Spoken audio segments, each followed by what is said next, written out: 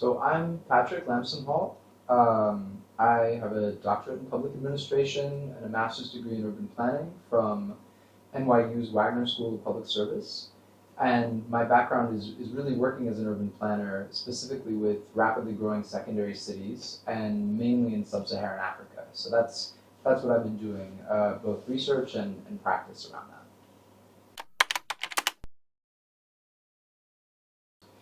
I think that there's a real need for higher quality education, especially for mid-career civil servants on the continent. And I think the diploma program here is delivering that in a way that I think few other programs really are. And I also was attracted to the philosophy that cultivating human capital is a good strategy to address governance issues. And then the lab model, where you're combining practice with research, is something that I've done previously at NYU, but I think it's really pretty novel on the continent, and it's something that offers a lot of potential for very fast improvements in how we're trying to get things done. The biggest takeaway from the urban governance module, in my opinion, is to focus on the possible. So rather than getting bound up in what should be or in the world that we'd like to see, we have to look at what's happening with multi-level governance in cities, what's happening with informality, what are the resources we have available, who do we need to cooperate with, and most importantly, what can we do today? It was just so delightful getting to know the students. I mean, they're so talented. We had such a great group of people. Personally, I've done a lot of teaching, and you can really tell when people are engaged by what's going on.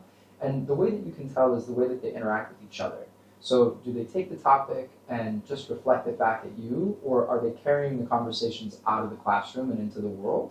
And that we saw a lot of. A lot of these debates and discussions about markets and policy that were getting into people's heads and changing the way that they were understanding the places that they live. So that, for me, was really exciting, and I think was a big part of the goal and why I thought this was worth putting my time and energy into. So amazing to see that we're actually able to make that change. One thing that was surprising for me was the openness of the more senior people to interacting with the more junior people. I've been working in Africa for over a decade in public sector contexts, and it's rare and challenging to break down the barriers that exist between the people on the top and the people on the bottom. And I think we did a really nice job of doing that, but I was surprised at how quickly it happened. Almost like people had been waiting for an opportunity to be open with each other. So that gave me some insights for my practice after this as well, that I'm excited to try out. Well, as you say, my work is mostly focused on urban planning. So urban governance for me has always been an integral part of doing that work, but it's never been my primary focus. But more and more after this and hearing from the students, really learning from the students, I think that the science of how we move from a plan to a fact on the ground is something that needs a lot more attention. I mean, many of the things that people try to get done in African cities, whether it's the government doing it or the private sector or outside actors, are focused on a technical solution. They think people don't have enough houses, so we're going to come up with a better way to build houses. And really what I'm seeing more and more is that the key is how do we get the actors aligned? How do we get them working together and in dialogue with each other and even sharing similar goals, which more and more is something that's called into question. So yeah, that's something that I'm going to continue to reflect on, but that this really highlighted that for me. The technical solutions are not the bottleneck. So I'm very excited to be leading the urban expansion in the Periphery research cluster. This work that I've been doing with secondary cities and the adjoining research, for the past few years, I haven't really felt like I had a home. I've been doing it, but in a few different entities and in a kind of a mixed way. And I'm excited to have one place where I can do a big push. My immediate goals are to find and recruit more cities who are interested in making pragmatic long-term growth plans and not just designing those plans but implementing them on the ground. And on the research front, there's a huge data void when it comes to how cities are growing, strategies for measuring their population. So there's a lot of kind of basic, cities 101 data that we need to get in place. But beyond that, I think there's room to develop some more case studies of the successful cities, and really with an eye toward this question, not of what they did, but of how they did it and how they got the actors to align, and exploring ongoing questions of managing resource scarcity. Where can a little money help? But also, how can we get people pulling in the same direction, orienting them around a goal in more of a political economy way? So I'm looking forward to delving into that. And then just spinning up a team that can really scale the urban expansion planning approach, which we know is one of the most impactful development interventions.